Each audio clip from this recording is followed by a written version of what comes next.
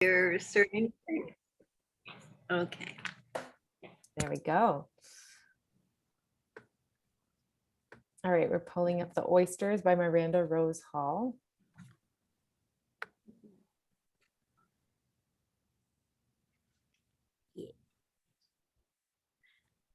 I can read the introduction if you guys want. Sure. The Oysters by Miranda Rose Hall. I grew up in Baltimore, Maryland, and have been thinking a lot about the plight of oysters in the Chesapeake Bay. Chesapeake Bay, wow. I felt inspired to imagine a story that could pay homage to these amazing creatures and advocate for the health of our bay. Characters, a chorus of oysters, as many as you please. Assign the lines as you see fit. Place, the Chesapeake Bay. The oysters are asleep. The waters of the bay swish around them. Perhaps there is oyster music that plays throughout this play. The oysters wake up. Good morning, Oysters. Good morning, oysters. Good morning, Oysters. It is today and we are alive. We are alive in the Chesapeake Bay, water of the centuries.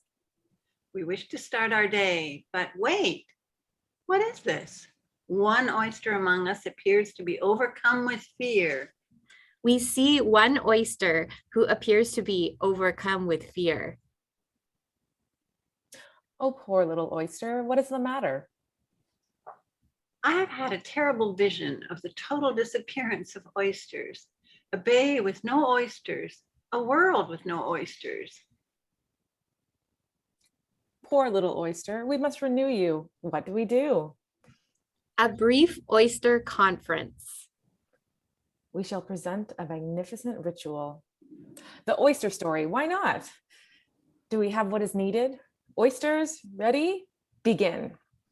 The oysters begin an oyster dance. How does an oyster dance? Have fun. Perhaps part of their ritual is sung or chanted, however you want to do it. Have fun. We are Eastern oysters, ancient bivalve mollusks. We have shells, we make reefs, we live to do our work. What is an oyster's work? To live together in giant communities, to filter water, breathing in, breathing out, to help small creatures, to protect our young, to avoid being eaten by seabirds, to avoid being eaten by crabs, to avoid being eaten by flatworms, and yet we know that we all must eat, we all must hunt and survive. Oh, but what is the balance of survival? The ongoing quest of our lives. We are Eastern oysters, ancient bivalve mollusks. We have survived for thousands of years, years of turmoil and strife. For centuries, we were undisturbed. We filtered water, we cleaned the bay. We protected the waters for millions of creatures until the invasion of settler industry nearly wiped us out. Harvesting, over-harvesting, humans racing from reef to reef, wrenching us from our homes by the hundreds, the thousands, the millions, selling us, eating us on the shore, throwing our shells in landfills, in mountains of waste and decay, far from the bay, directing their runoff into our waters, harvesting our fellow creatures, polluting the homes of fellow creatures.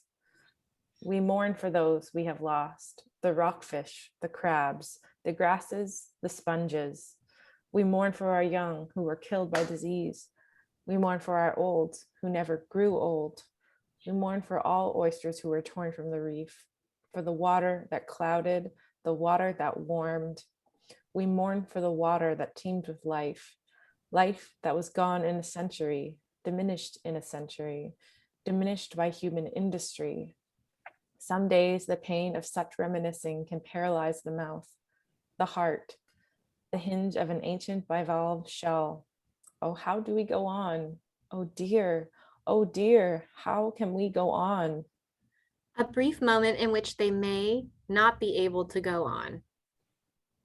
Oh no, the oysters who tried to help me are overcome with fear. What have I done? My fear has frozen them. Oh, how can I help my reef? I shall try to do what they did for me. I shall try to summon my courage and love. Oh, oyster heart of mine, where is the love that can help overcome this overwhelming fear? One oyster prepares to summon love for the oyster community. I am one little oyster. I am part of the web of life. I am part of the web of millions of years of beautiful, beautiful life. I am an Eastern oyster, an ancient bivalve mollusk. And though I don't know what the hour will bring, what the day will bring, what the future will bring, I go on for love of all oysters. We must go on for love of each other. We go on for love of the water. We shall band together and filter the bay. How else could we possibly fill the day? We do what we can. What else can we do? Oysters, hey oysters, I'm talking to you. Yes, your courage renews our souls. Your love renews our purpose. We are Eastern oysters, ancient bivalve mollusks. We give thanks for our lives. We give thanks for each other. We give thanks for our love of the Chesapeake water. We give thanks for the hope of a great restoration, a great conservation, for a future all creatures can dare to imagine, where the waters are warming, but they are clear, where the shoreline recedes, but we are alive, where industries of land and water can work together for a common good. There is no such thing as a total reversal, but there is such a thing as renewal of life. Oysters, fish, waters, grasses. There is such a thing as renewal of life. Thank you, young oyster, for helping all oysters. And so our day begins. Oysters, begin. The oyster dance settles into a gentle breathing. They filter the bay. The bay pulses with life. The end. Miranda Rose Hall's works include Plot Points in Our Sexual Development, finalist for the 2019 Lambda Literary Award in Drama, The Hour of Great Mercy, Divisionary Theater 2019 San Diego Critics Circle Award for Outstanding New Play, A Play for the Living in a Time of Extinction, Baltimore Center Stage, and The Kind Ones, Magic Theater. She is a graduate of Georgetown University and the Yale School of Drama. Great. I want to say hi to Hereaka. Thanks for joining us, Hereaka. We just finished reading Oysters by Miranda Rose Hall. So feel free to jump in, join the conversation, and then we'll keep reading from there. Cool, thanks. Sorry, I was a little bit late. I'm with a lot of work at the university, so I'm not keeping with you guys every meeting, so it's That's okay. perfectly I'm here all now. right. The work is supposed to support all the other good things you're doing in the world. So join us when you can, and we're happy to have you. So Asher, what do you think about this play? Well, I think it's got lots of fun challenges, but I was trying to think about what the real message was. And, you know, the message to me is one of hope. Like some of the plays don't have that, but this one really does. And it made me think of a book called Hope Matters. I don't know if anybody knows that, but if you don't, you should all read it. It's really, it's by a woman named Ellen Kelsey.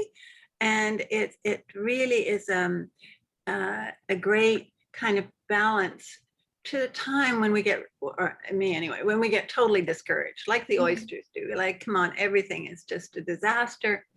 And it's a very good book in that. There's also a poem by Lee Miracle, who is an elder, and her daughter Kalumpa, also called Hope Matters. But the Kelsey book it's great because it's based on a lot of science, and yet it's very inspiring. Her main thesis is, and it's exactly what is in this play, is that we can get so down about what's going on that we become kind of immobilized, and we can't see our way out of it. And Kelsey's book is to kind of balance that. Like, the best thing for when you're feeling like there's no hope at all is to see where the hope lies and to grab it and to use it. And so I think that to me is kind of what the play is about in terms of design. I don't know, fun to have water and the oysters and the oyster dance and the oyster music. I think that would be great. So I'm not sure, but water seems like a central element, or the depiction of water in some way. Yeah, I love this play. Like everything you just said makes so much sense, Astrid. And what I loved about the choice of the oysters for the characters was that it's in their nature to clean the water and to cause renewal and regeneration, but they even though it's in their nature, they're still getting down and feeling like they can't do anything. So yeah, I just felt like it did feel very human, that it's like everyone can lose hope, but then this like I don't know why I assumed that one little oyster was like a young person who is like so inspired by love. It's like what reminds everyone what they're capable of. So that's cool. Yeah, the costumes could really be fun. I kind of thought at one point maybe they're all kind of under some kind of undulating representation of water, like and I agree that the one oyster would be nice if it was quite a young person, and music and singing, like some of it could be sung, or some of it more spoken in chorus. It leaves a lot of options for presentation beyond physical presentation. So I spend a lot of time in my pool at my building right now. And I don't know why, when we were reading, I imagined this happening at a pool, like a public pool. I've always found those spaces to be like so beautiful and so magical, and like it would be interesting to try to find a location that has like seating up high, so you could like watch the show from above. Like I know there's the Cherry Beach YMCA has like a track that goes around the top of the building, but like looks over the pool. So you could have like people sitting or standing around those windows and like looking into the pool. And like, I don't know why, I just went with like synchronized swimming, like seeing things like in the pool moving. Like, I know it's not really necessarily oyster like per se, but I don't know. I also find acoustics in pools really amazing. So imagining like music and sound in a pool space could be really beautiful. So I don't know why I'm like, oh, I want to do this at the YMCA and like have just some like synchronized swimming musical number. Yeah, I thought of synchronized swimming too. I think because they're always in a group, like, and they're so in tune with each other. And, you know, something with the fact of wearing bathing caps. I mean, something sort of traditional synchronized swimming would really be fun. And there's also like a slightly like Wes Anderson aesthetic that I'm like hearing in it. So like, I don't know, it could be fun to like really just make it, I don't know, like that aesthetic of like Wes Anderson, like where are we in like looking at the architecture and the light, and like there's a lot of potential in finding some beautiful, maybe older pools. Like I know when I was in Montreal, I swam at like this wonderful pool that had been open since the 1920s, and it was like Art Deco tiling. It was just so stunning. So maybe there is an opportunity to also like pursue a very interesting aesthetic location, and like lean into like a little bit more of like a quirky aesthetic. And I don't know, there's like a poetry and like a whimsical nature to this play that would be fun to embrace. And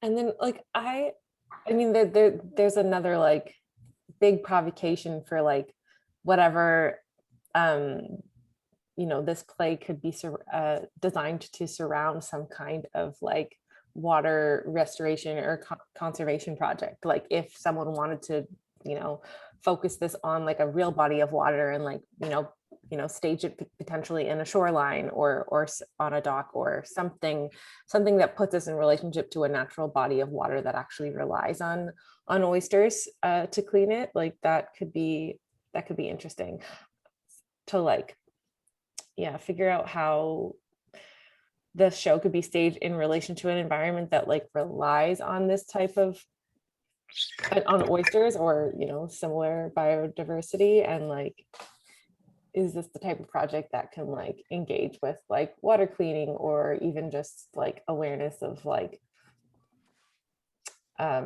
conservation practices.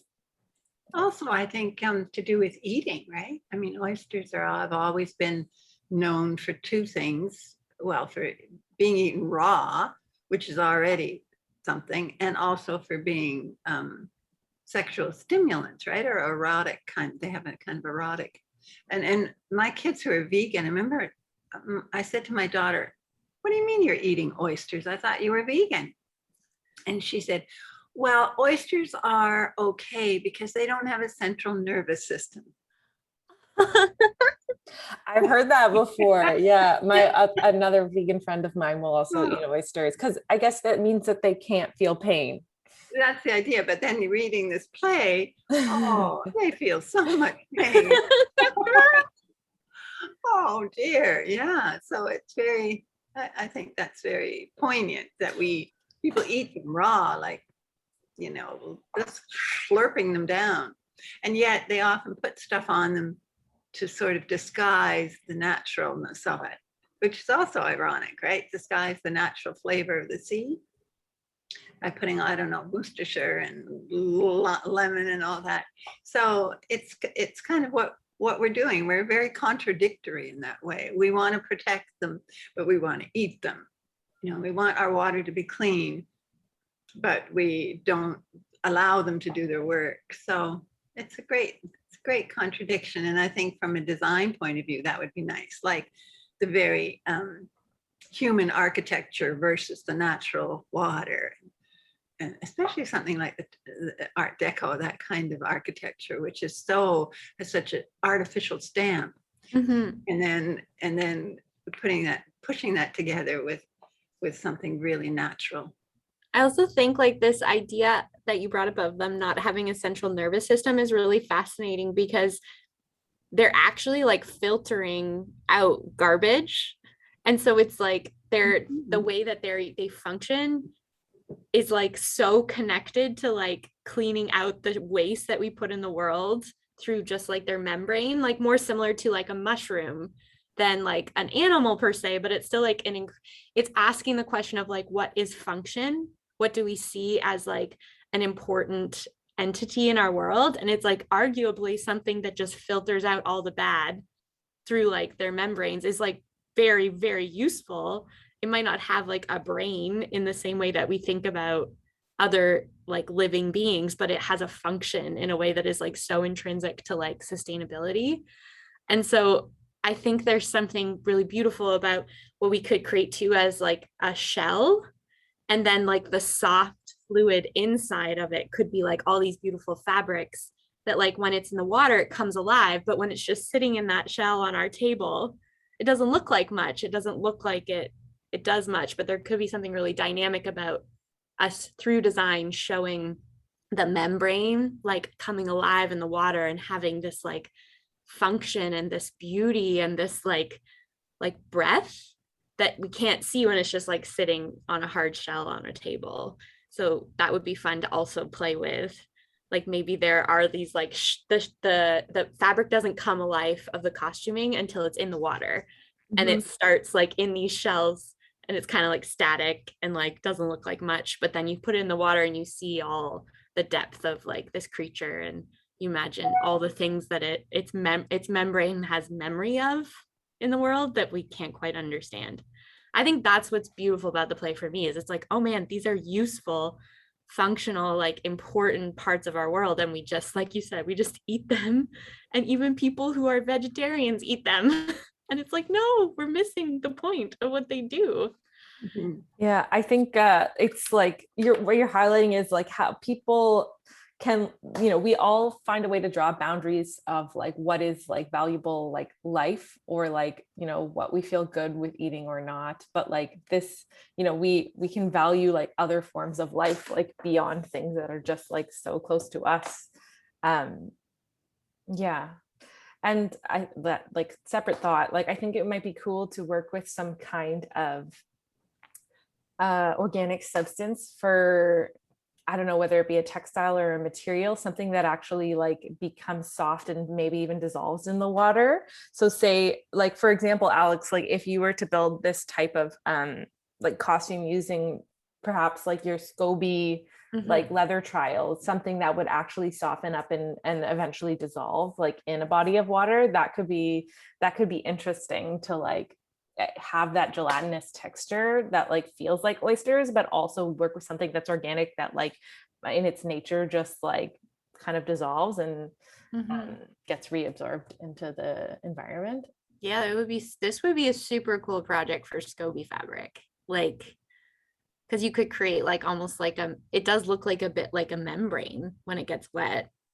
Yeah, that makes me think like about that interesting texture of like oysters and like the inside. But I also think it would be really like, as you were talking about like Art Deco as a style to like contrast with the natural, I was also imagining something like kind of like those like Art Nouveau like illustrated women as like costume design inspiration. Like the Venus? For the oysters. Yeah. Oh, who's the artist? Muka Portraits is kind of like what I was imagining, or something like that's kind of erotic for the oysters, but that was also definitely like a subconscious like connection between their idea of them as aphrodisiacs.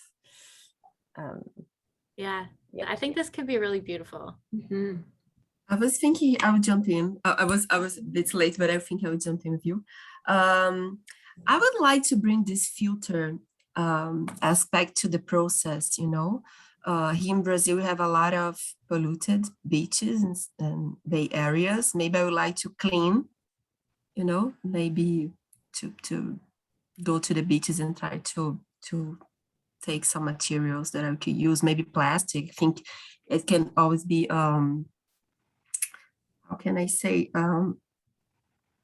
I think oyster, it has some hard shell, but it's also natural. Maybe you can use like not organic materials, but bring this dichotomy of hard and soft. Maybe the plastic recycled can be a soft material. I don't know. Yeah, And that's a really good idea, because the plastics in water will also have that kind of, you know, soft, moving, semi-transparent, floating. And it is pretty shocking when you see how much of that is floating in the water by the shore. Yeah, it would be a challenge to like you try to like harvest all your design materials from a body of water if you know that it needs like a major cleanup. Yeah, yeah.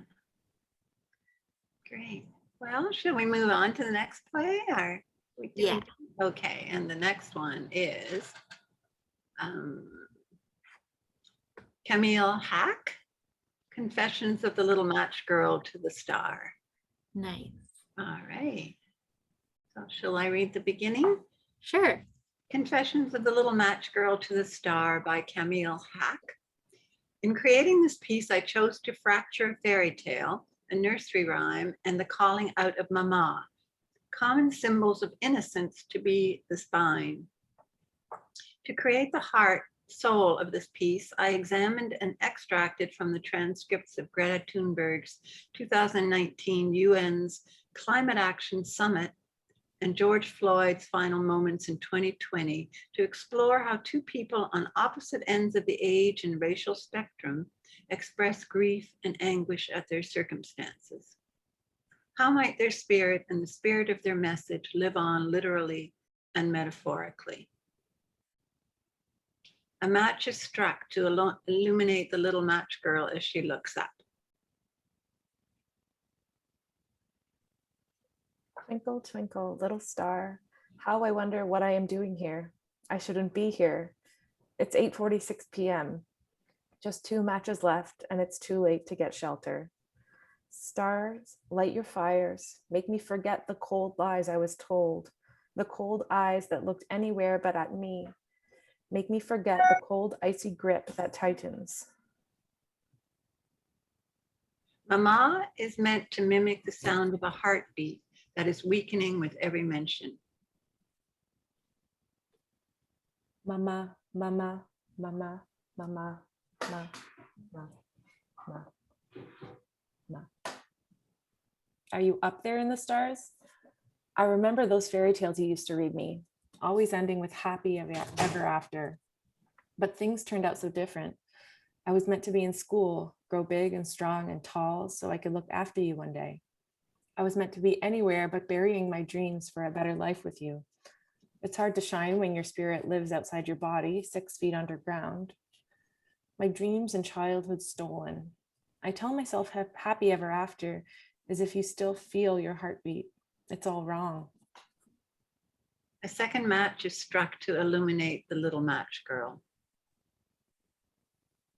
All I see is a world already burning, a world of people suffering, people dying, entire ecosystems collapsing, a world where only the fairy tale is the gospel according to money. When I go, who will even notice but the stars? Look, the clock is inching closer to doomsday. I don't want to believe that the world is evil. I don't want to be angry. I don't want to fight anymore. I'm so tired. My body aches. I feel drained. My arms hurt. I've grasped at straws for too long. My fingers. Each finger has a separate sensation. Why can't I feel my finger? Mama, mama, ma, ma, ma, ma, ma, ma. Why did I waste all that time begging people to listen?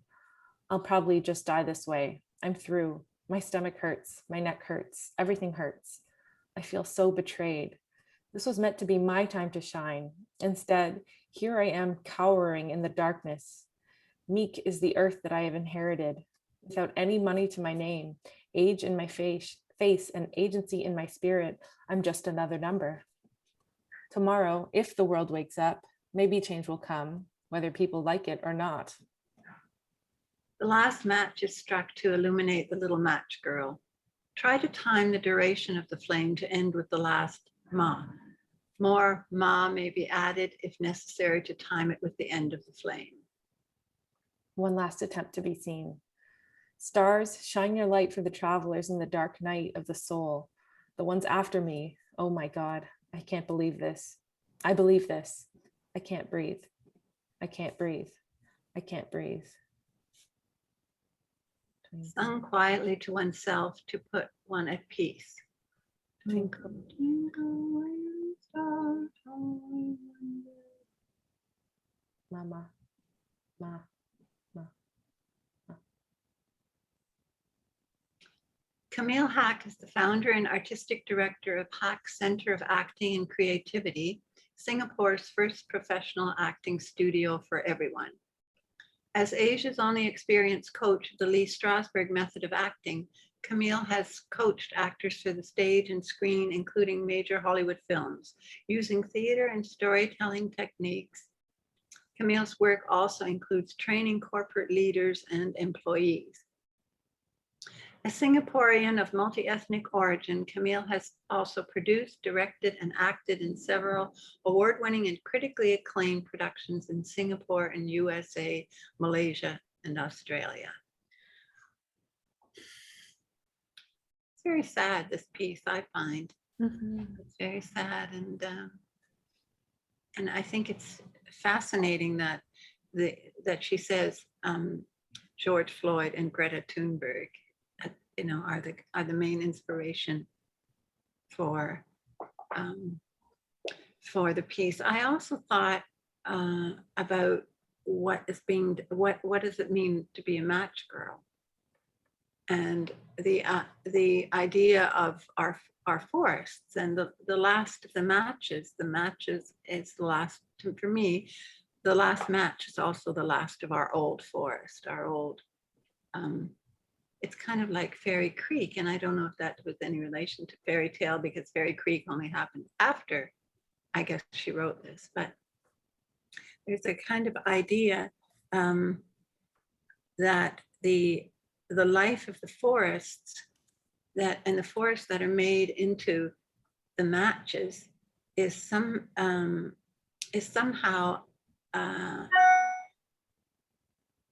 I mean, an extreme case of a young person who has absolutely nothing, and how the young suffer from what the old have done and what is happening to the old forest. So there's a lot about, I don't know, imagine this little match girl to be a child if it could be. Certainly someone who is as young or younger than Greta Thunberg.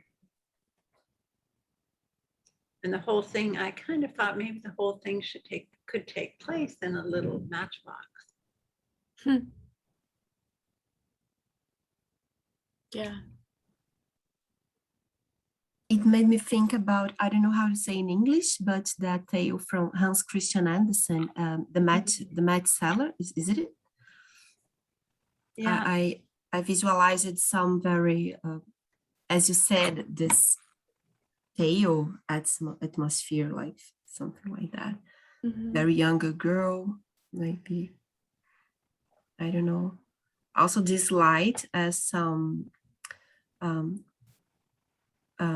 ideological force, something that is resisting, this light as a resisting aspect, I don't know.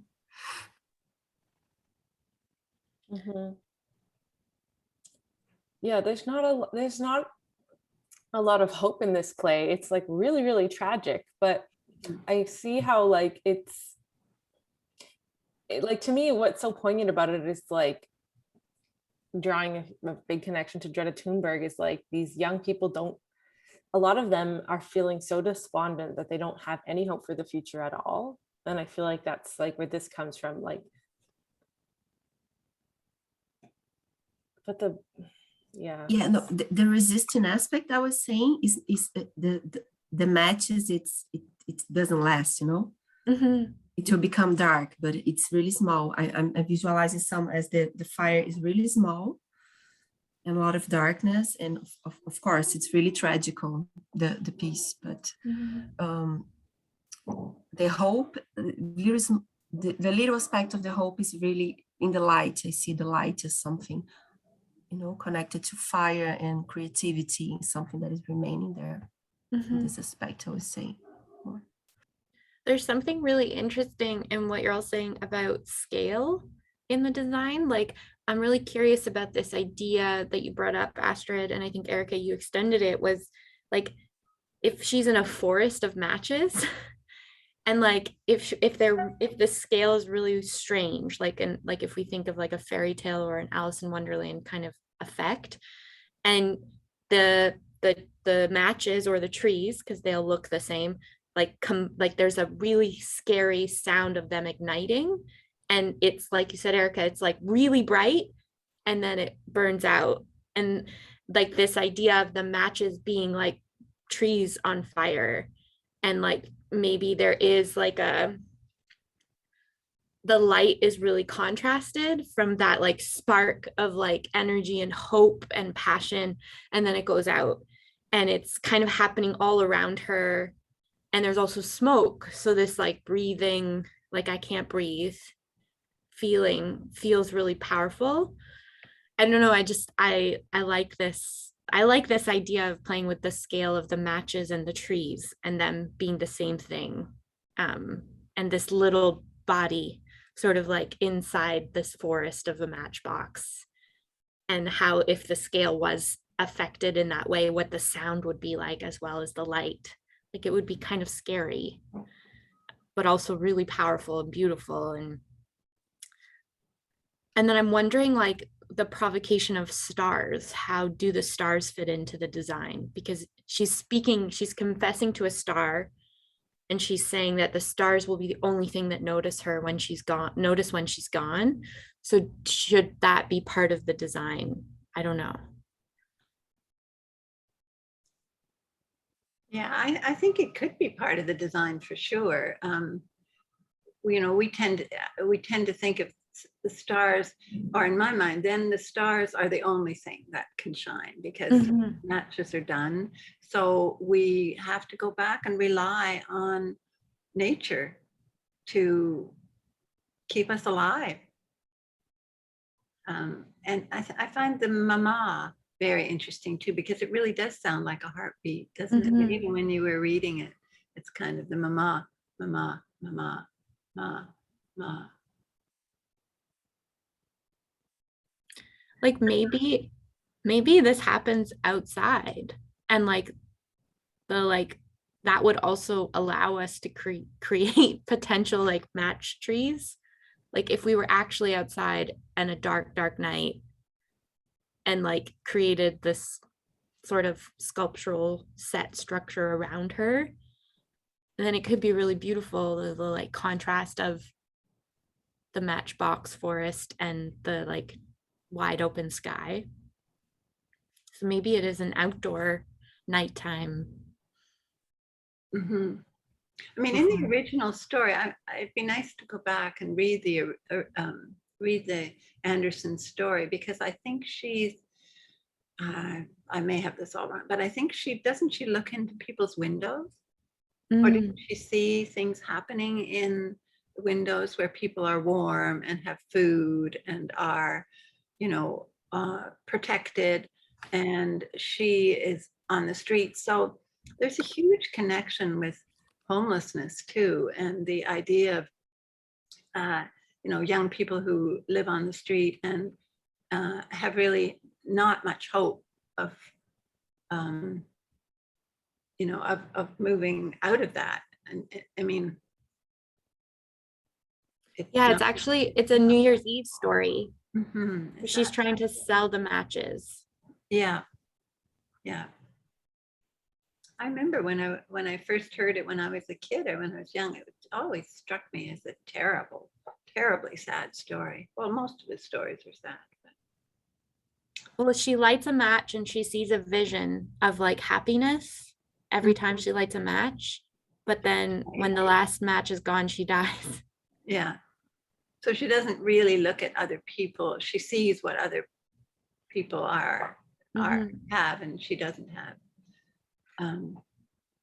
And especially with Mama should represent the protector and the shelter. And yeah, it's very sad. I also think about Mother Nature, this idea of Gaia, the Gaia and Mother Nature also, because you said about people at homes in this New Year's Eve and the girl watching them, and it made me think about Earth as a home also, right?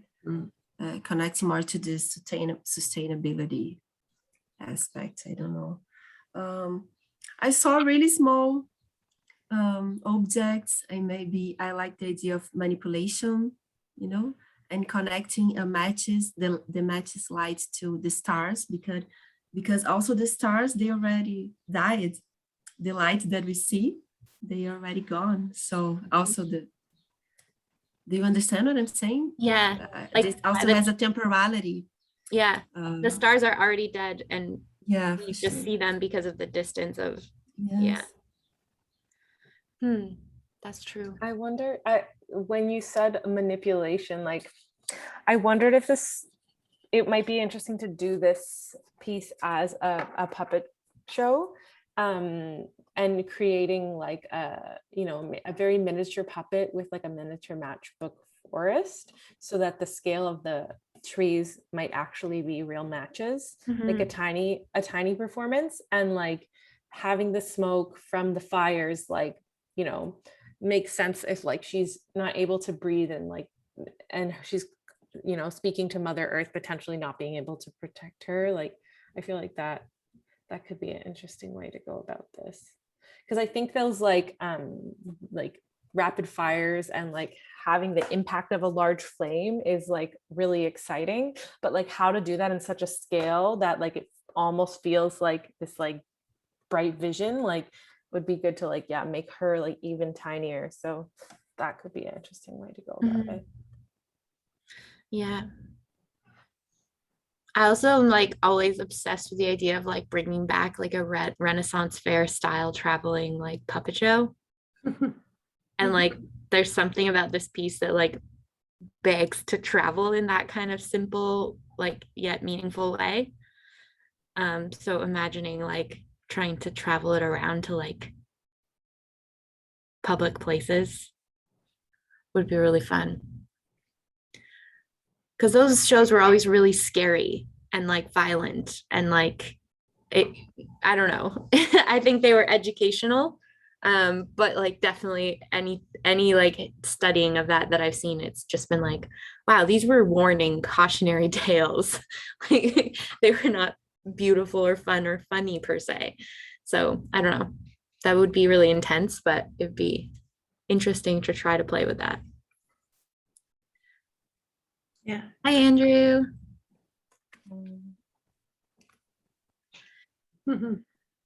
Well, since Andrew's here, shall we let this one sit in our minds and move on to the next one? Sure.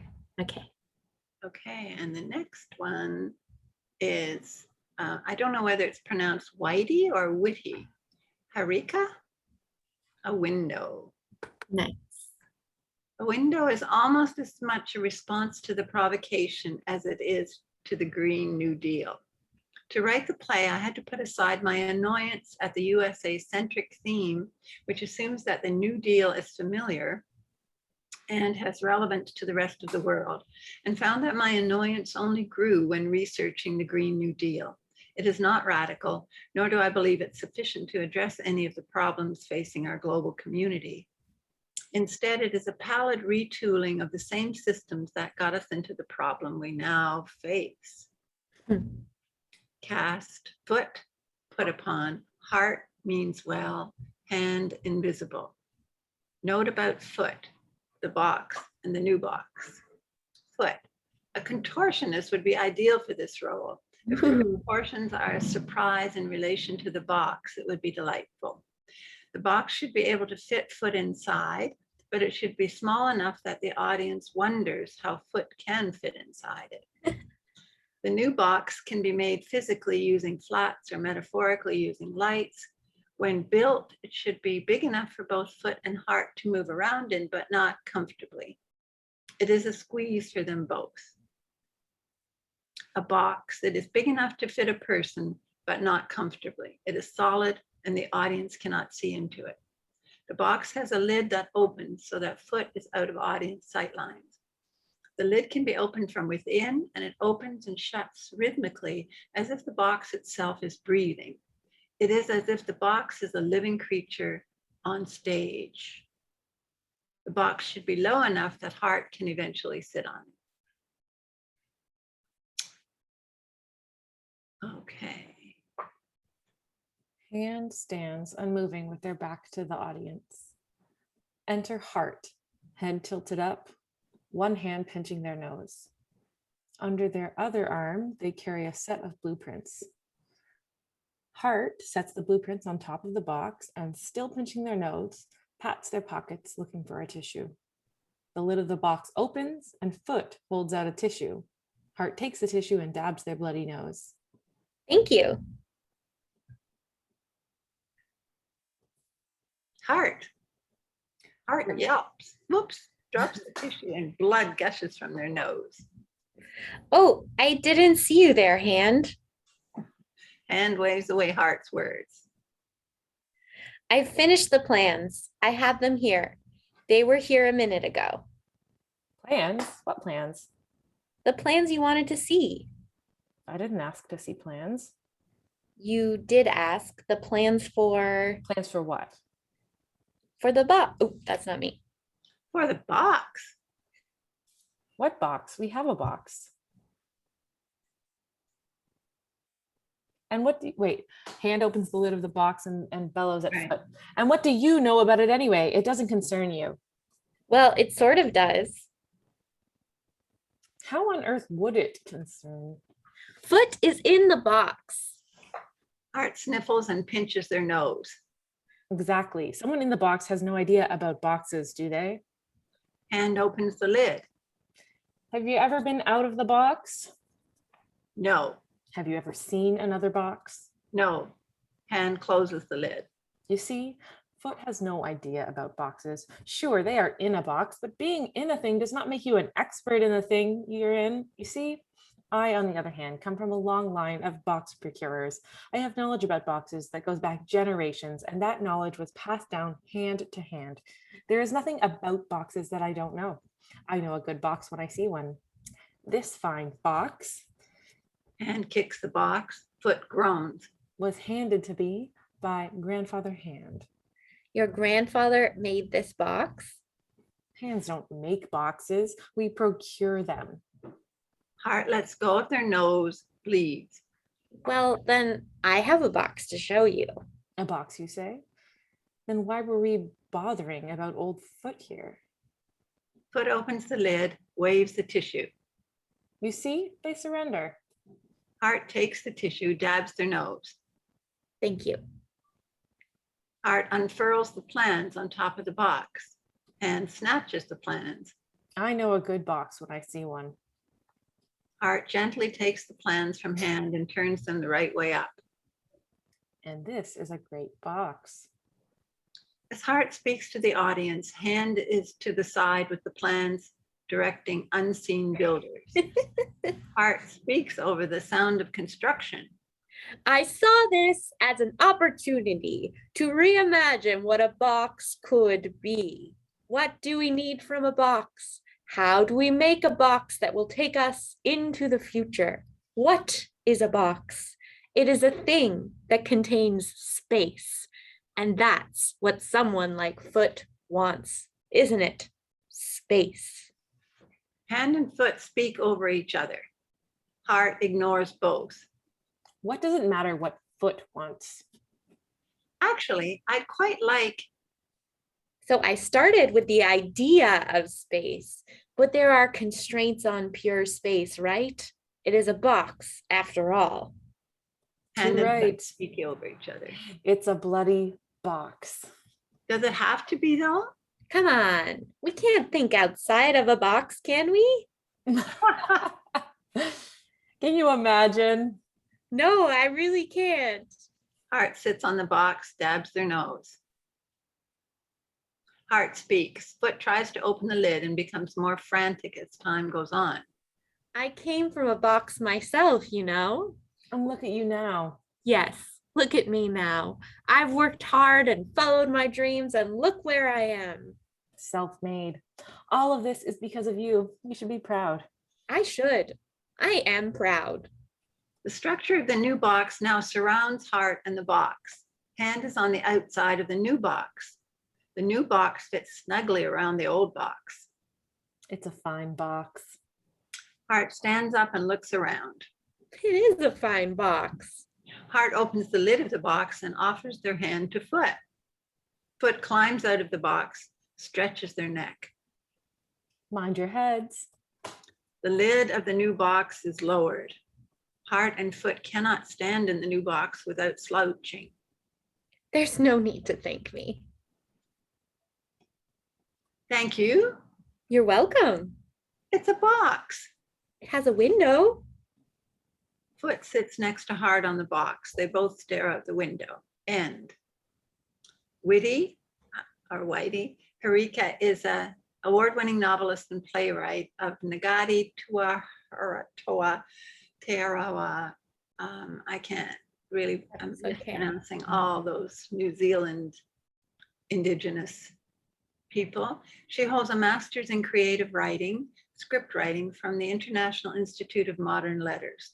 She's the author of 3 novels, The Graphologist's Apprentice, Bugs, and Legacy. Her 4th novel, Kurangai Tuku, will be published in 2021. Okay. Very interesting. The first word that came to mind when I read this was Beckett. Yeah. It's kind of, do other people feel that way? It has a kind of existentialism that is absurd, and the whole idea of box. And then the other thing I thought about, I could not get out of my head that at Amazon, at the big warehouse of the boxes coming down, the endless boxes coming down the belt, and how the idea of Amazon has become so poisonous. I think, to me anyway, it's become completely poisonous concept.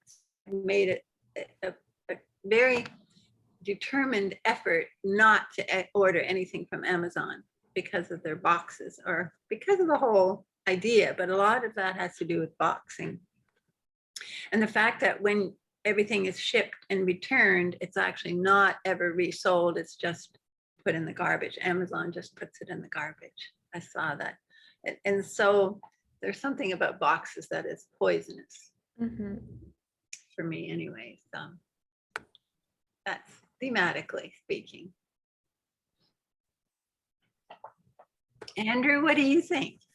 Do you like this play?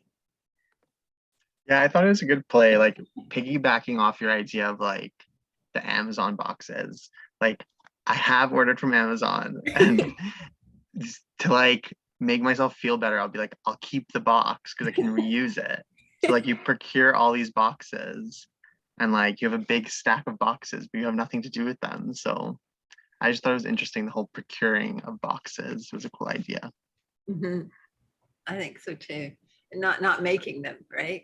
They're not making them, they're procuring them. There's something sort of sleazy about that. Yeah. And there was such a great moment of like them grabbing the plans upside down and like the clownishness of them like feeling like they are at all like an expert on boxes.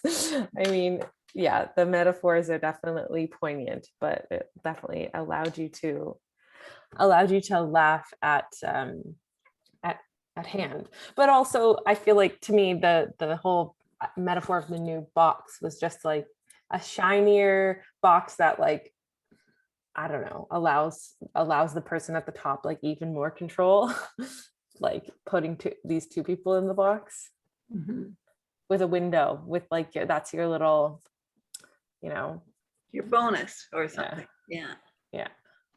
I love the idea of like actually making it all out of Amazon boxes and just like having the brand everywhere. And I totally imagined, and maybe it's the clown in me, that the window is literally just the two folded tops of the box that they just push open at the end. Like it's not actually something he planned, but it's literally just like the top of the box that's on the side, and they just like push it open and like say it's a window. So I think it would be really fun to just make this out of Amazon boxes, and also just have like the many boxes around them as well, just like collect all those boxes that people have gotten things in and just make like a giant room of boxes and then play like a children's box fort game with them and like pretend that it is planned. And like the Lecoq style clowning that I think could emerge from just really putting some very talented clown physical performers in space and working with the boxes to see what they come up with, I think would be so fun to work as a designer, just saying like, hey, here's all of your materials are here. Let's improvise, let's play, like what physical comedy can we add to the script with your engagement with these boxes? And so what is the process of building with those performers? I think would be really fun to explore. Like what would they come up with? What like would they just use their bodies to like create the shape with the boxes, or would they need other materials? So I'd love to just workshop this piece with Amazon boxes and some really great physical performers. Yeah, it's so concrete compared to the other ones we've been doing. They are so definite about everything. And I think a contortionist would be ideal for this role is exactly what you're talking about, that you start with such a surprise already. I mean, the more serious meaning, the idea that the Green New Deal is really just the old New Deal from Roosevelt, I assume. Mhm. And it didn't work then. It didn't really work to get the US out of its predicament, which was the terrible depression at the time. The irony being that only a world war can get you out of a depression. And the Green New Deal, if it really doesn't do much more, that may also be, the eventuality in our world now. But that to me is a very serious and a very terrifying underlying theme to this play, though. Yeah. That a window will not save us. And I love the bleeding nose, I love it because of course, the character's heart, so it makes you think of bleeding heart, right? It's the liberal, left-wing, progressive bleeding hearts, but they are almost totally ineffective because they're so concerned with the bleeding. Or that's what I took. It could be very funny, actually. And also, like, how do we make, so Han's provocation is that they're invisible. So how do we, like, that's why I want to workshop that. I want to be like, okay, you very professional clown, like, what does it mean to be invisible? Like, what is that? How is that physicalized? How is that communicated to the audience? I don't know. Like, I just really want to play with it, though, the concept of being invisible. Mhm. Yeah, of just being seen as a box, like maybe a hand at one point, like, or just not even, like, but the audience knows there's someone in the box and they know that it's really uncomfortable, but no one on stage is acknowledging them or barely acknowledging them. And their line of like, well, actually, when they got cut off, or like, actually, I'd like, and like neither hand nor heart has like any time to hear what they have to say. Yeah, I would be curious as well to figure out what the labor of putting together the new box is, if it's seen, if it's like, or if it's just like as if by magic, like it appears, like maybe like someone's little feet comes out and like is like tiptoeing the walls into place or something. So it's like more invisible bodies that like put together the new box. There's also something hilarious that could be found in like miming. So if like hand is his body's invisible, but it's just his hands, and there's like something that happens with like like vocabulary of mime that you could like play with in that character as well. I don't know.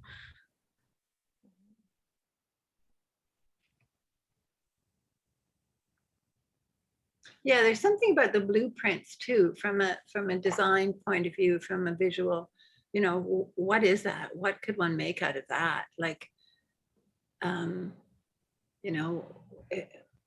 there's got to be, it's sort of the road to hell being paved with good intentions. Is that the kind of blueprint we're talking about? Or it could be really fun. It could be really big, or you could project it, or you could,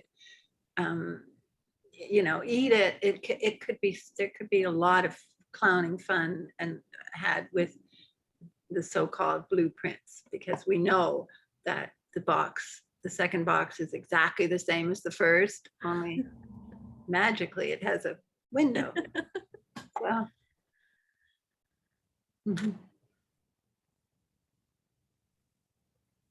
I just loved the heart monologue as the opportunity to imagine what a box could be, and this like grand vision statement of a box. Like meanwhile, a bunch of like invisible labor is going on, the unseen builders.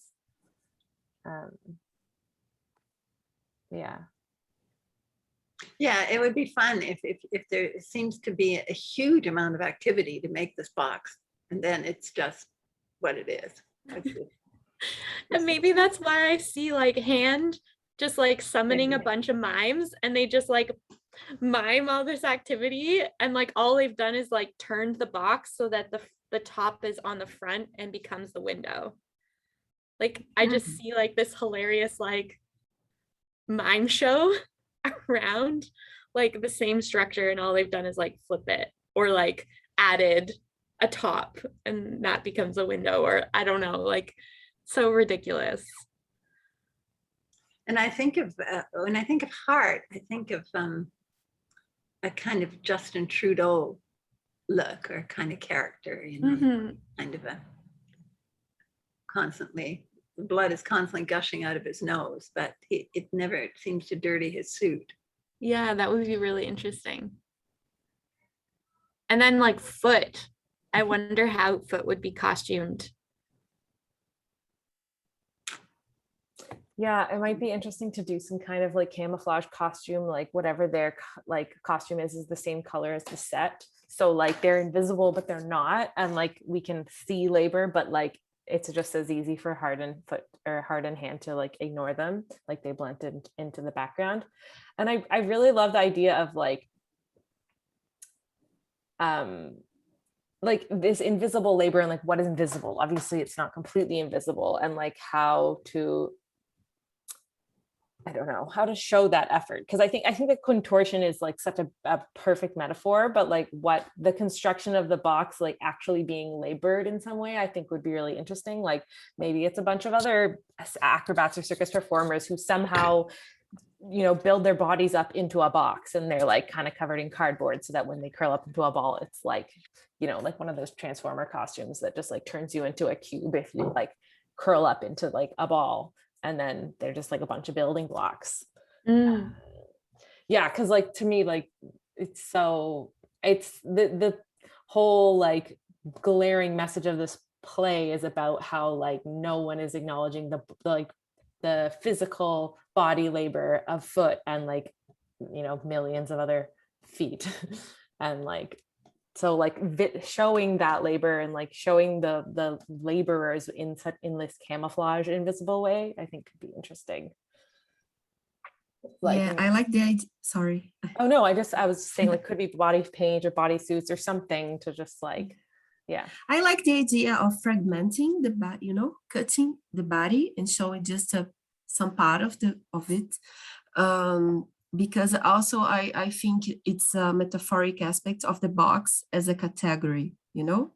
Do you say category? Like Category? Yeah. Yeah, category. Yeah, something I do want to relate it strictly, you know? So I like this idea. Maybe they can be inside some boxes and we can only see some part of this, you know, of the body.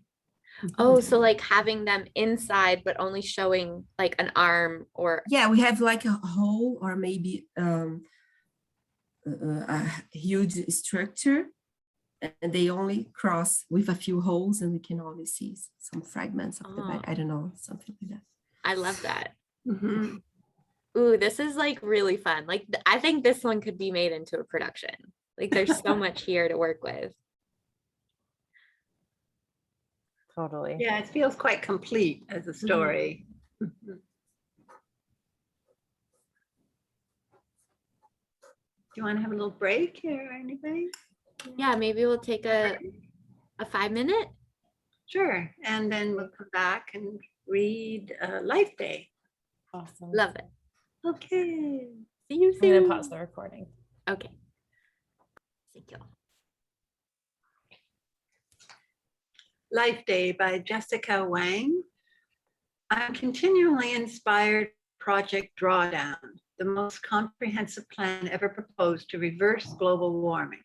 Edited by Paul Haque, especially Haque's beautiful quote from the introduction: "The buildup of greenhouse gases we experience today occurred in the absence of human understanding.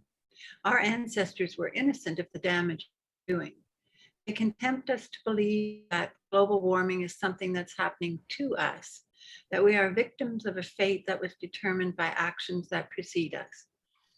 If we change the preposition and consider that global warming is happening for us, an atmospheric transformation that inspires us to change and reimagine everything we make and do, we begin to live in a different world. We take 100% responsibility and stop blaming others. We see global warming not as an inevitability, but as an invitation to build, innovate, and affect change. A pathway that awakens creativity, compassion, and genius." Auntie is non-white, aged. Auntie has gathered us for Lifeday. It is possible that she has gathered us in person and also possible that we have been gathered on a streaming platform. Doesn't matter. We are gathered just the same. Before the play begins, there are a few items that the audience should have accessible. Something living, like a plant or a pet, something recycled or eco-friendly or zero waste, something to write on, something to write with, something sweet. Auntie. Who wants to be Auntie today? I can do it. Yes, Andrea. Is everyone here? Yes, yes. I can see you, you can see me. Baby girl, put that down. We'll get to our sweets in a second. Does everyone have what they need? We'll go on and get them.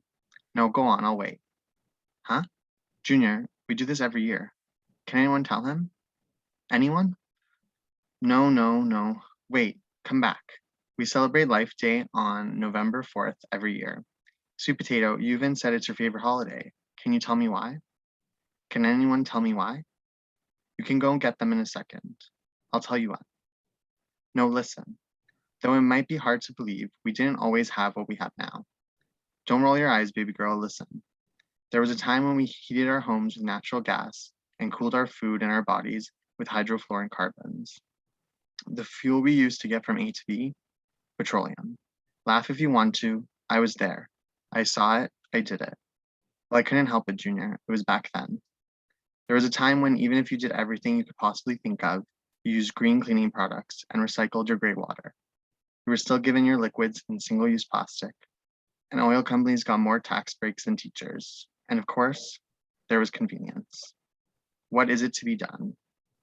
I wrung my hands in order to take out. The world is set up for me to fail. 6 days out of the week, I ordered from Amazon.com. And then on the 7th day, I called my college and asked them to divest from fossil fuels. This was good, decidedly so, because capitalism is motivating, and because through hard work and privilege, I had found a way to eke out of some power. I had a college to call, stocks of my own to divest, access to the articles that told me I should, and the power to choose. But your Amma had nothing but ritual. Yes, Amma who started Lifeday. In her house, every dish was washed without waste. Every meal eaten was savored. She watered the plants in the morning and composted her food waste in the evening. Ate vegan and local and homegrown. And even though it wasn't convenient, it also didn't decrease the heat or lower the oceans or change the carbon count either. All that it did was change her, and it changed Amma totally, which is why we still celebrate Life Day, even now. Even after aquaculture and the high-speed trains and 100% renewable energy and carbon captured and sequestered and dead zones repopulated and green refrigeration and family planning for all, we celebrate. Because without celebrating, we forget. We say the government should, and we grill a steak, and we say our children will, as we vote war instead. Amma changed her life in order to put life in the center. And now we do too. So we always remember. Okay? Now, Junior and anyone else who needs to, go get something living. A plant, a cat. No, I'll wait. Now hold that life, gently, Sweet Potato, and say thank you. Go on, say it.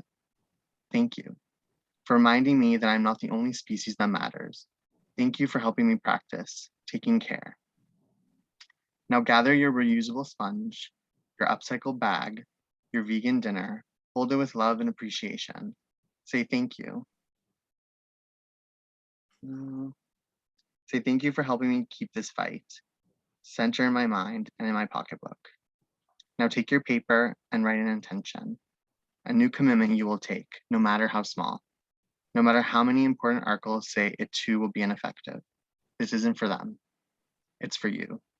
A mark of your devotion, your conviction, your care, as centering so that when given a chance, you will remember not to hesitate. When given a vote, you will know what to do. Write it down. Read it again. And to seal it in, that's right, baby girl, it's finally time. Eat something sweet. Savor this pleasure. Know your enjoyment. See? See, my beloved ones, this is what it means to be present to life. Jessica is a playwright based in New York and Minnesota. Her work has been commissioned by Audible, Ars Nova, History Theater, Manhattan Theater Club, Mixed Blood Theater, Timeline Theater, Theater Masters, and Theater Move, and includes The Paper Dreams of Harry Chin, the 2018 Barry and Bernice Stavis Award, 2017 Kilroy's List, Mother of Exiles 2020, Rosa Parks Playwright Award 2020, 2020 Paul Stephen Lim Playwriting Award, 2020 Candida Prize finalist, Transmissions in Advance of the Second Great Dying, and Purple Cloud. She is a graduate of the Playwrights Program at Juilliard. I found this one quite perplexing, actually. I was trying to figure out who she was speaking to, and I guess Baby Girl and Junior or Sweet Potato, I imagine, are her grandchildren. The playwright says the auntie is non-white and is aged. In terms of the actual monologue, yeah, I found it a little confounding. I'm not quite sure what the clarity in it is, whether it's something to do with we all as an individual can make a difference just by changing our own lives, and that if everybody does that, there will be some decidedly good outcome. But I'm not sure. I'm not sure what the playwright is actually trying to say. Maybe you guys can figure out what she's trying to say. Lifeday, today's date, Lifeday.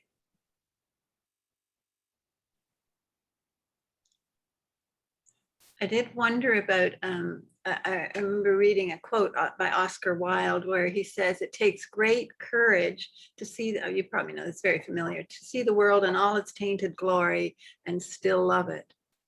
And I didn't know whether that kind of was something that feeds into this, this piece as well.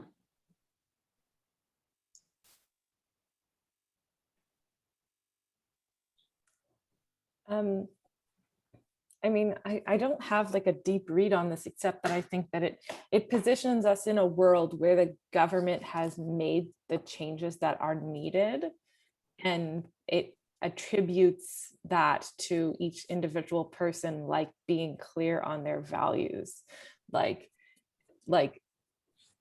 this whole like section about, you know, they celebrate Life Day even after the aquaculture and the high-speed jades and the 100% renewable energy. So they're kind of saying like, we did that as a people because we centered life in all of our politics and our political decisions. So like, I don't know, I feel like it's like an imaginary future to give hope that if every person like has this reverence for life, and every person like, you know, I don't know, I guess pushes the government, then all of these things could happen maybe.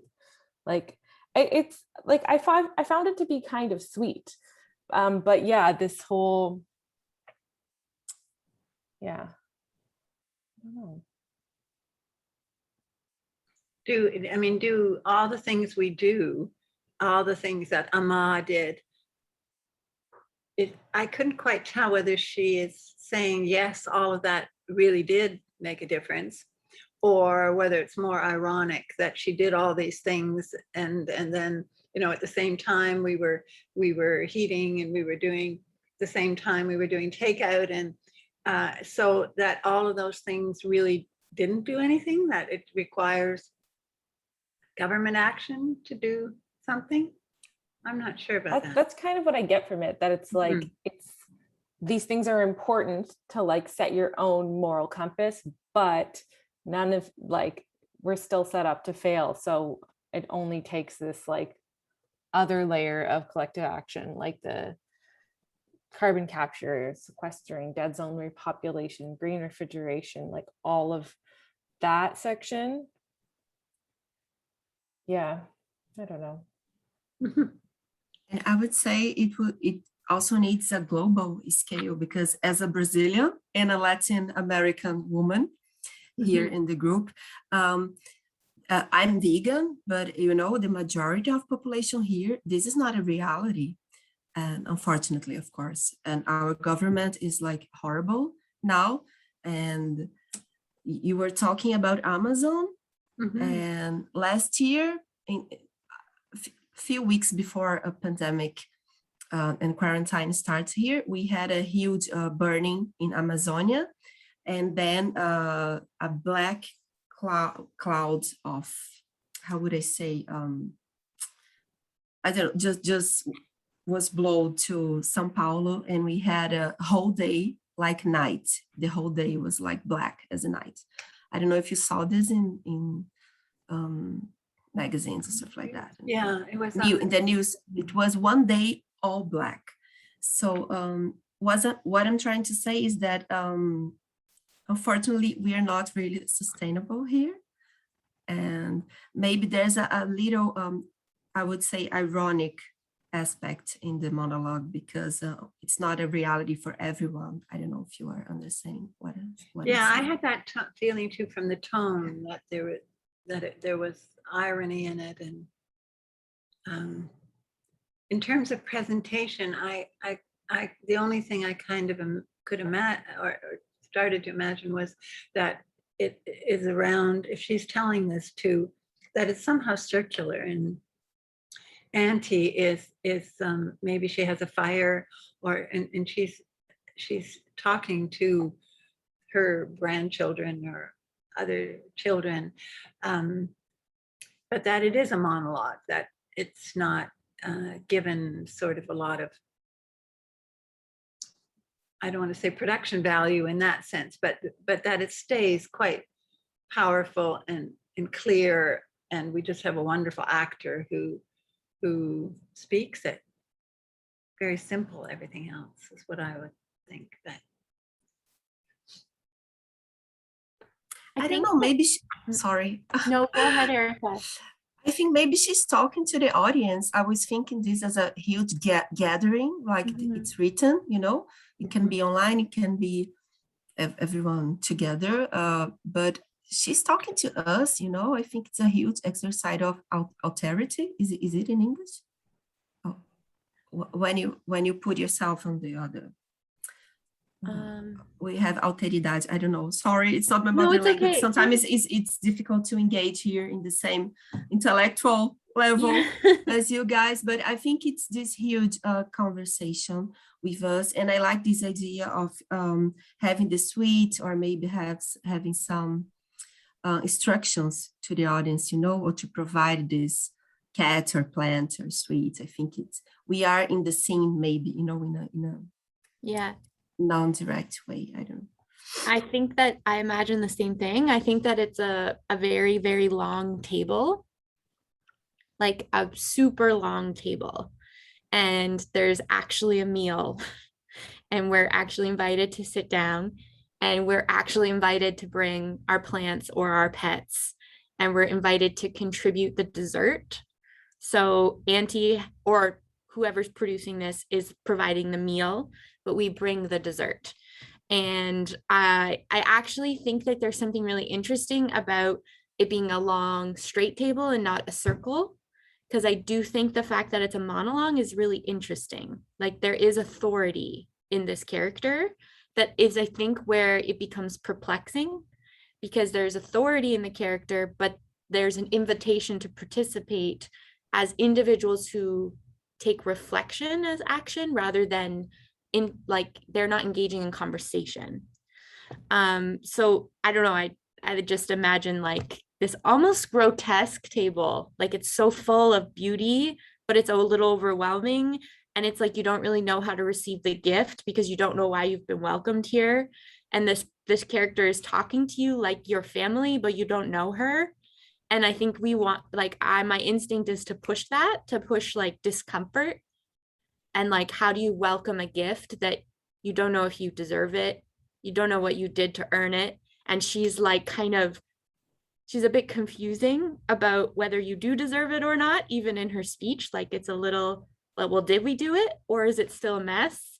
Like, and I think that there's something really, I think the key is like, unless we're celebrating human connection and like also connection to the living world that is food or animals or whatever, then we will miss the point in policy. Like, policy will miss the point if we're not connecting with each other and the living world. So I think the play should be a slightly uncomfortable invitation to reconnect, led by a very overwhelmingly powerful woman who seems grounded in her connection, but it's a bit intimidating. Like, I don't know if that makes sense. Like, it's a little bit of like a, can you handle this sort of experience that I think could be very fun if we found the right like guide in the provocation and the push to like connect with strangers in a way that feels like family. And like, what does that mean about accepting what we have to give up in our individualist lifestyle and our disconnect from each other, and what kind of decisions are we making for the whole common good versus our own idea of good and right, that I think sometimes gets missed in like sustainable thinking. I don't know if that makes sense. I think those are wonderful thoughts. Yeah, I can picture that, Alex. I mean, you can kind of imagine that scene quite well. And it'll need an extraordinary actor for sure. Yeah. I think that actor like prompting the audience to do the participatory elements, and like just like in case it wasn't clear, like do it now, like you know, just like is a really great way to get people involved in this, because it's quite disarming when someone asks you to, you know, write something down or, you know, just be a part of something. And it's also in a very simple way. So like, even though it's like she's like telling you to do something, like it's very much within our capabilities to do these little actions. So it's empowering in a way, but I also think it's implicating because of her, she's talking about Amma like in the past, except she's talking from an imagined future where they've already done all these changes. So she's like, essentially, you guys are the Amma, like, because you're now living between your own time and place and this imaginary time and place where the Ammas, i.e. you all, have called your counselor and have advocated for change and have held on to your values so much that we can actually give thanks for it in the many generations from now. So like, that's definitely what draws me to this. And I do love the idea of like a table. I think like it is really that. It's like she's sort of calling the awkward nostalgia of a perfect past and the like comfort of the future where we figure it all out, this utopia. And she's like colliding the two in a way that's saying like, but like, how are you going to connect with that in reality? Like, what can you hold that makes you feel connected to life? What can you say you're going to commit to, and write it on a piece of paper so that when you vote, you have to look at it and you have to do it. Like, I think she's playing a bit of like a sweet devil's advocate role in like the sort of disillusionment of like, it was better in the past and it's going to be better in the future. And she's like calling us to the table and saying like, well, what about now? So I think it's supposed to be disarming on purpose, but we're also supposed to like really love her. Like, she reminds me of like an Italian grandmother who's like, why are you not eating? And you're like, I'm full, but it's like, it's love. There's some love in it, but I don't know, Andrew, you're laughing. I think you know what I mean, right? Like for me, it's almost like a warning. Like, it's like, if you don't do what kind of Amma did now, we're just gonna go back to her life.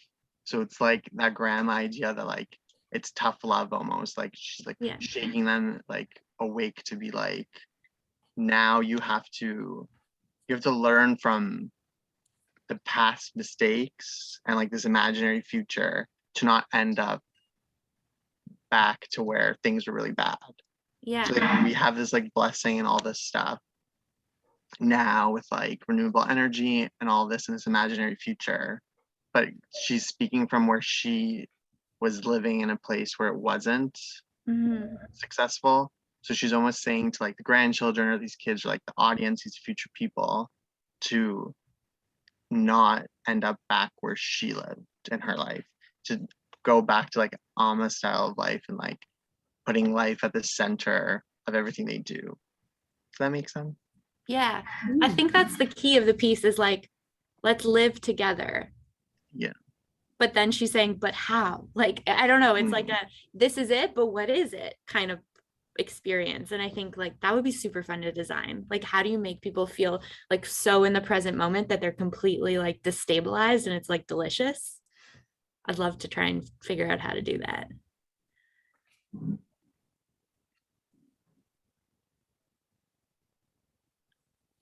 Yeah, like if it wasn't COVID times, it would be like everyone, all right, we made it around the table and now hold hands. It's just like, oh, okay. Like really awkward and not awkward, but like uncomfortable, but something to draw you into connection with people. I love it. Let's read one more before we go. Okay. One more is Fu-Cawwff. Fu-Cawwff. Is that right? Yeah. Yeah, I think it's fuck off, but like not written like that. Fu-Cawwff, like a crow bird. cawing. Like a crow cawing, but also saying a swear word. Uh-huh. Well, I'll start Written in. by Faezeh Jalali. I think I'm saying that right. Note, the play has been inspired by the crows that come to our kitchen window every day. They prefer meat, but sometimes take bread, depending on which family member makes the offering. Crows are fascinating to me for their superior intelligence. Also in India, especially Mumbai, we have an abundance of crows. The cawing sound of crows are a normal part of our soundscapes. In India, it is also believed that your ancestors come as crows, and hence one must feed them. The play has nothing much to do with all of this, but the fact that I'm fascinated by crows. Cast crow 1, crow 2, a pigeon, a woman's voice. The pigeon and the woman's voice can be done by the same person. 2 crows cawing at a kitchen window. A piece of fat is thrown. They fight for it. Crow number 2 gets it. Crow 1 is pissed. There's a cacophonous cawing in the background through the piece. The cawing stops completely at the end. This is my window, okay? The kitchen window is mine. The living room balcony is yours. What's yours is mine. Exactly. You stole the balcony from me. And now where there is fleshier feet at the kitchen, you want the kitchen window. Shoo! You can shoo me. I'm a crow like you. Go eat breadcrumbs on the balcony. You chose the balcony. But now I want the kitchen window. You can't have what you want when you want after displacing others. She's cooking chicken. I love chicken. Fu-Cawwff, you scavenger. Shut up, both of you. Shoo, shoo. The crows fly off and rush to another window from where another piece of meat is flying out. This time, crow 1 catches it midair in his, her, their beak. Crow 1 caws in victory and the meat falls from his mouth. Both crows swoop down to grab it as it lands on the garage roof. Both crows are hopping around the meat like the game dog and the bone. Get away from here. This is my place. Now it's mine. This piece of meat flew straight into my plate. You go find yourself another home to scavenge at. I'm here now and I'm going to take what I get. Well, that's pretty desperate. Aren't we all desperate? Desperate enough to deny their fellow crows of what is rightfully theirs? Where else in this neighborhood are you getting meat to eat? Just a handful of people privileged enough to buy meat. Now that cow, goat, and chicken populations have dwindled. I don't know where. You don't know because you got lucky and got homes where meat was thrown at you almost every day. The rest of us are scavenging and getting rotten carrots at best. No wonder the rest of the crows were circling.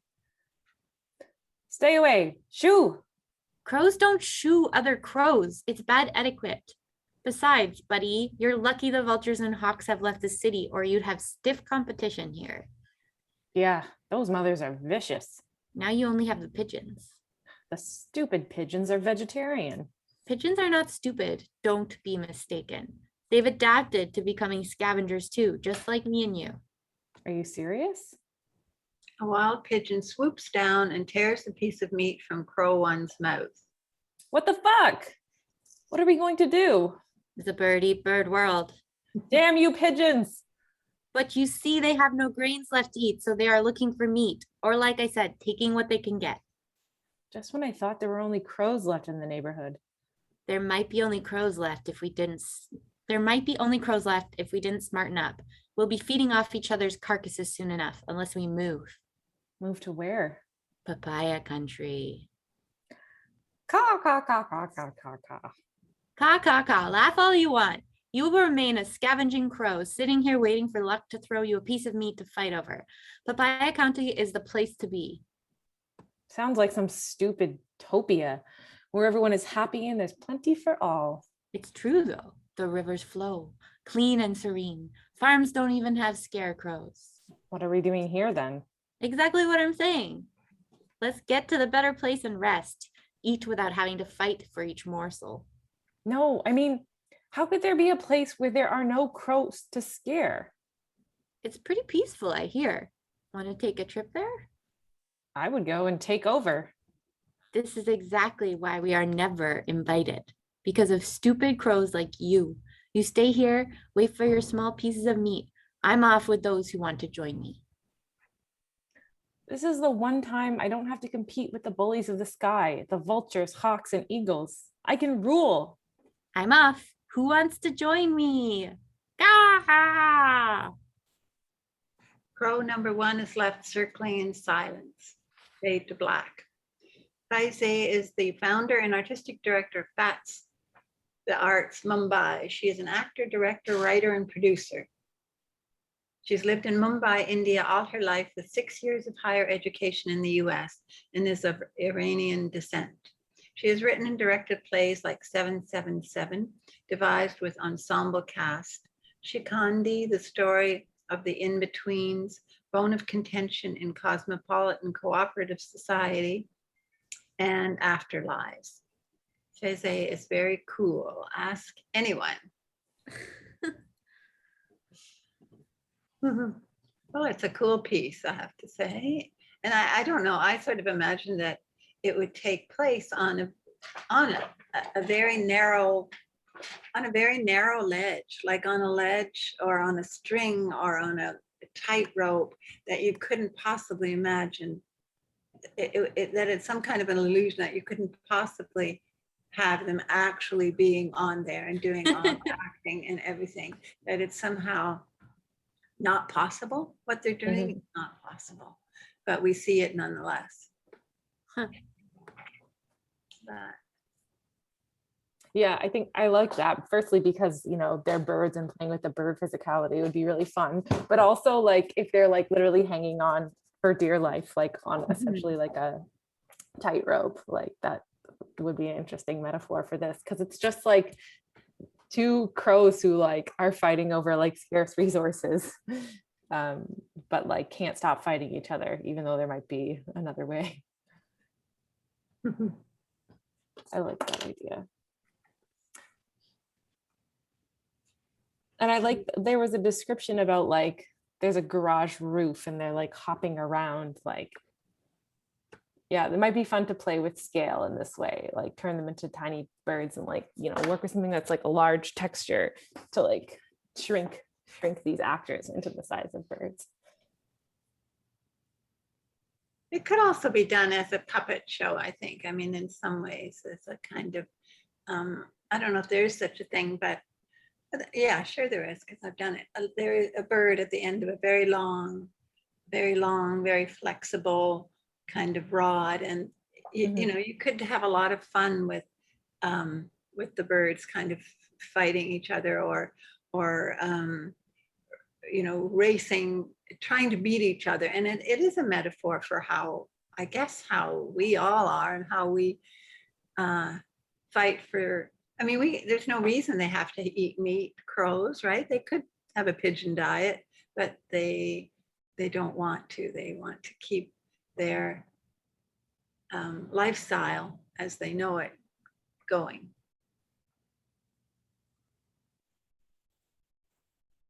I think it would be fun if it was puppets or not. I think it would be really fun to see the human always. So if it is like humans playing crows, like really like have the human face be very present in the costume. So you're just like, you just see two humans being really stupid. And then like if it was a puppet show, I think it'd be really funny to like on the parts where they're like, crows don't shoo other crows, like maybe there's a bit of a fourth wall breaking and it's like the puppeteer is kind of like commenting on the other puppeteer. And just like I think that would for me, I really do want to see them as like as a very starkingly clear metaphor for like ridiculous human behaviors. So I'd really want to like lean into that on either version of things.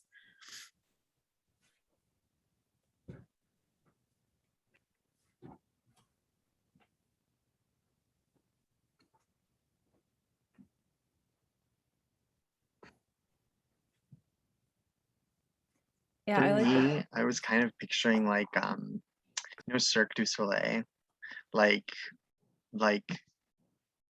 what's the word, like just like clowning around almost, but like very like angelic or graceful, like on the tightrope type thing, like those birds that hang on the wires, like you know they're humans, but they're very much trying to like show that they're crows, like through their behavior and stuff, and like but you know that it's most importantly it's the metaphor about like human like scavenging and stuff like that as well, because there's people who scavenge for things and like as a way to like live, so it'd be interesting to like show that the extremes of that as well. Like there's people who do it for ridiculousness and there's people who do it for their way to live. Does that make any sense? Kind of, not really. Yeah, I think so. Yeah, I think And there's like a she talks- balance. Sorry. Oh, no, I was just going to say there's a balance between like the comedy and the tragedy of it, because it's funny, like the physicality of them like fighting for food, but then it's sad because, one of them doesn't get to eat. And at the end, she says all the cawing is stopped, right? So there's no more cawing. So that means it's gone. They're done. It's interesting. She picks crows because of their intelligence, which says to me that intelligence and humanity or behavior are not really related. Just like us, we know what has to be done and what we shouldn't be doing in terms of the environment and climate, but we do it anyway. Like intelligence doesn't prevent stupidity. Yeah. Or also like if it is the other context that you're living in and you can't change it, it's like you can only use your intelligence within that context. So I think like there's kind of sort of like two metaphors. There's the metaphor of like, well, we're doing the best we can with like what we're given to work with. Like the one crow that's like, we're gonna go to Mango County. It's like, great, like you're really using those brains for like alternative solutions. But it's also like maybe the options are just not good enough for these other solutions. So like you kind of see them having the limit of their intelligence too, like, oh, that's too bad that's really the only option is to like go somewhere else and do what you don't really want to do. So yeah, I think like striking that balance of tragic comedy or like making sure that you're hitting both notes at the same time would be really key. But yeah, it's a fun piece. I like it a lot. I do too. Does it mean too that we have options, but in the end we choose not to take them, right? They choose not to go to Papaya County because I guess they'd rather fight over the meat. So there's something very human about all that for sure. Yeah. You're right. We'd like to see the humans too. Mhm.